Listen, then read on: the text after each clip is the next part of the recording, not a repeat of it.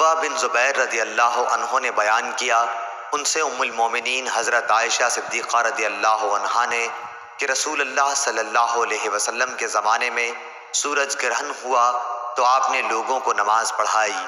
پہلے آپ کھڑے ہوئے تو بڑی دیر تک کھڑے رہے، قیام کے بعد رکوع کیا اور رکوع میں بہت دیر تک رہے، پھر رکوع سے اٹھنے کے بعد دیر تک دوبارہ کھڑے رہے لیکن آپ کے پہلے قیام سے کچھ کم، پھر رکوع کیا تو بڑی دیر تک رکوع میں رہے لیکن پہلے سے مختصر، پھر سجدے میں گئے اور دیر میں سجدے کی حالت میں رہے۔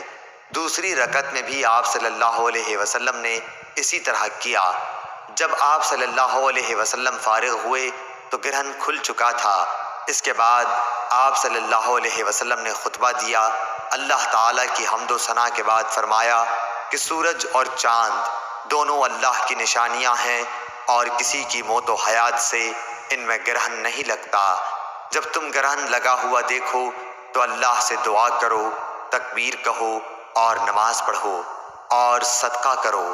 پھر آپ نے فرمایا، اے محمد صلی اللہ علیہ وسلم کی امت کے لوگو، دیکھو اس بات پر اللہ تعالیٰ سے زیادہ غیرت اور کسی کو نہیں آتی کہ اس کا کوئی بندہ یا بندی زنا کرے۔ اے امت محمد صلی اللہ علیہ وسلم، واللہ جو کچھ میں جانتا ہوں اگر تمہیں بھی معلوم ہو جائے تو تم ہنستے کم اور روتے زیادہ۔ صحیح بخاری حدیث نمبر 1044۔